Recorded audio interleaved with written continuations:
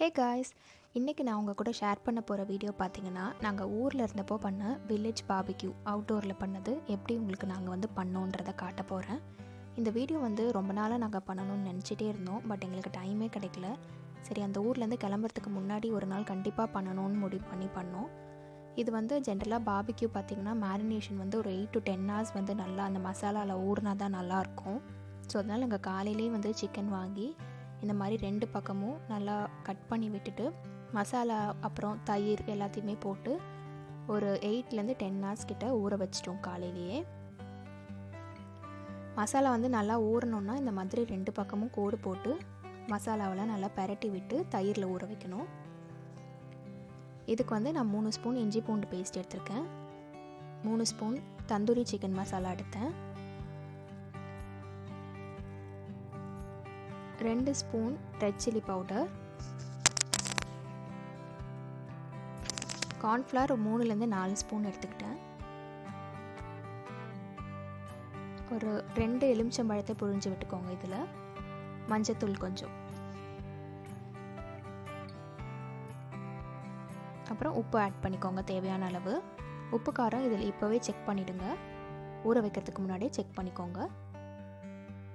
இப்போ சிக்கனில் நான் மோர் ஊற்றிருக்கேன். வெண்ணெய் எடுத்துகிட்டு மிச்சம் மோர் இருந்தது, ஸோ அதை நான் இதில் ஊற்றிருக்கேன். நீங்கள் தயிர் கூட ஆட் பண்ணிக்கலாம்.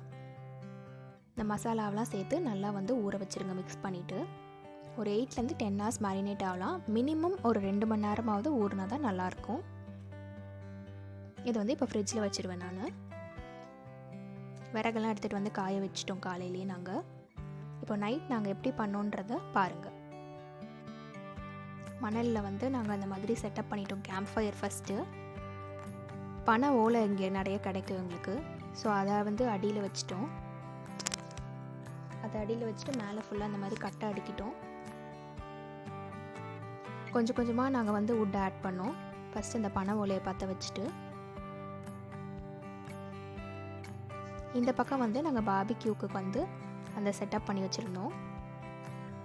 2 செங்கல் ஹைட்டுக்கு பள்ளம் தோண்டிட்டு சுற்றி ரெக்டாங்கிள் ஷேப்பில் செங்கல் அடிக்கிட்டு அது உள்ளே இந்த மரக்கட்டை அப்புறம் பனை ஓலை எல்லாத்தையும் போட்டு நாங்கள் நெருப்பு பற்ற வச்சுருந்தோம். அதுலேயும் அது எரிஞ்சு கறியாகிற வரைக்கும் அதை நாங்கள் ரெடி பண்ணி வச்சிட்டு இருந்தோம். அப்படியே விசிறி வச்சு விசிறிட்டு எல்லாமே பண்ணிகிட்டு இருந்தோம். இப்போ கேம்ப் ஃபயரும் ரெடி ஆகிடுச்சு, பார்பிக்யூவும் ரெடி ஆகிடுச்சு. ஆல்மோஸ்ட் எங்களுக்கு நல்ல மழை நாள் இது, ஸோ அதனால் எங்களுக்கு ரொம்ப நல்லா இருந்தது வெளியில் உட்காந்து இந்த மாதிரி கேம்ப் ஃபயர் அண்ட் பார்பிக்யூ பண்ணும்போது. இப்போ பார்த்திங்கன்னா இந்த மாதிரி விசிறி வச்சு விட்டு விட்டு நாங்கள் விசிறிக்கிட்டே இருந்தோம். அது ஆல்மோஸ்ட் கறியாகிற அளவுக்கு பண்ணிகிட்டு இருந்தோம்.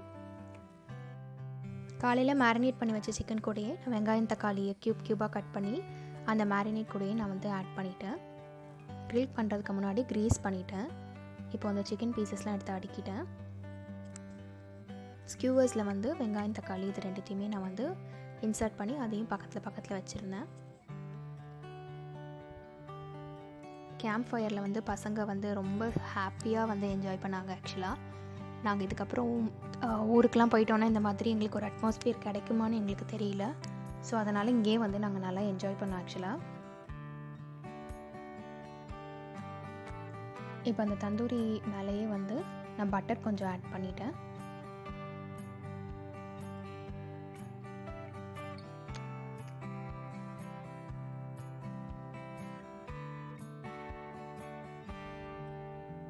நல்லா டீப் ஃப்ரை ஆகிற வரைக்கும் நம்ம பண்ணணும். இந்த மாதிரி நெருப்பு கொஞ்சமாக வந்தால் போதும், இல்லைனா அந்த தணல்லே வெந்தால் கூட போதும்.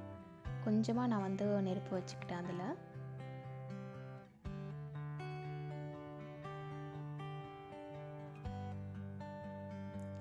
இப்போ ஒன்று ஆல்மோஸ்ட் ரெடி ஆகிடுச்சு.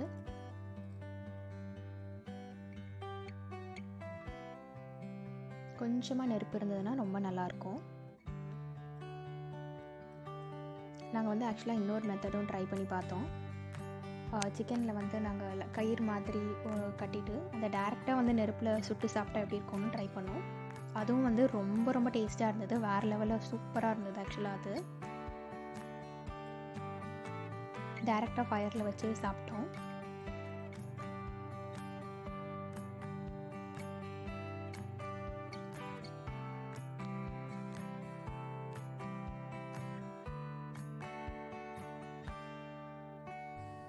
இப்போ வந்து நான் பார்பிக்யூ சாஸ் வந்து 2 பக்கம் ஆட் பண்ணிக்கிறேன். இந்த பார்பிக்யூ சாஸ் ஆக்சுவலாக ஆட் பண்ணால் நல்ல ஒரு ஸ்மோக்கியான ஃப்ளேவர் கிடைக்கும். ஆல்ரெடி இந்த பார்பிக்யூ செட்டப்பில் வந்து ஸ்மோக்கினஸ் நல்லாவே இருக்கும். இதை ஆட் பண்ணோன்னா நமக்கு கொஞ்சம் எக்ஸ்ட்ரா ஃப்ளேவர் கிடைக்கும். இது மேலே இப்போ கொஞ்சம் பட்டர் ஸ்மியர் பண்ணி விட்டுடுறேன். இங்கே வந்து எங்களுக்கு நாட்டு மாடு ஜாஸ்தி, ஸோ அதுலேருந்து பால் கறந்து நாங்கள் வந்து பட்டர், இது வந்து நான் வீட்டிலே பண்ண பட்டர் இது ஆக்சுவலாக. நம்ம சேனலில் வந்து இந்த பட்டர் பண்ணுறதோட வீடியோ கூட இருக்குது, நீங்கள் போய் நீங்கள் செக் பண்ணி பார்த்துக்கலாம். இந்த ஆம்பியன்ஸில் நல்லா இந்த பட்டரும் மேலே போடுறதுனால நமக்கு எக்ஸ்ட்ரா ஃப்ளேவர் கிடைக்கும். கேம்ப்ஃபயர் அண்ட் பார்பிக்யூ நார்மல் பட்டருக்கும் இதுக்குமே பார்த்திங்கன்னா நல்லா டேஸ்ட்டே வந்து வேறு லெவலில் இருக்கும். இது என்ன தான் நம்ம வந்து கிரில் பேனில் அடுப்பில் வச்சு ஸ்டவ்வில் பண்ணாலும் இந்த மாதிரி அவுட்டோரில் பண்ணுறதுன்றது வந்து வேறு லெவல் டேஸ்ட். நம்ம கேஸில் குக் பண்ணுற அளவுக்கு டு த டீ வந்து பர்ஃபெக்டாக நம்மளுக்கு வராது. பட் ஆனால் வந்து இது அங்கங்கே கொஞ்சம் லைட்டாக அப்படி இப்படி தீஞ்சு போய் அப்படி இருந்தால் கூட டேஸ்ட் வந்து அன்பீட்டபுளாக இருக்கும் இது நம்மளுக்கு.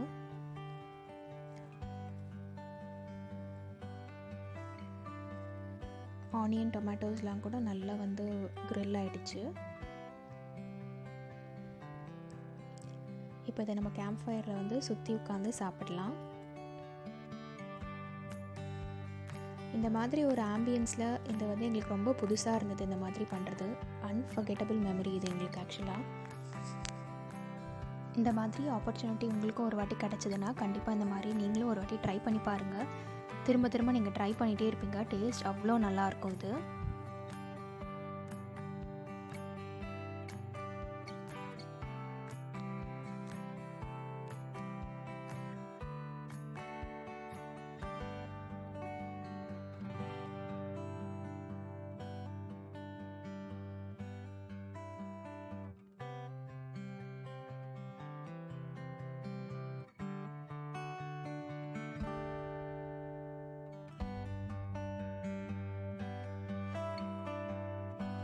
நாங்கள் சீக்கிரமாக இந்த ஊர்லேருந்து இப்போ கிளம்ப போகிறோம். ஸோ முடிஞ்ச வரைக்கும் நல்லா என்ஜாய் பண்ணணுன்றதுனால ஒன்றா இப்போ நாங்கள் செஞ்சிட்ருக்கோம்.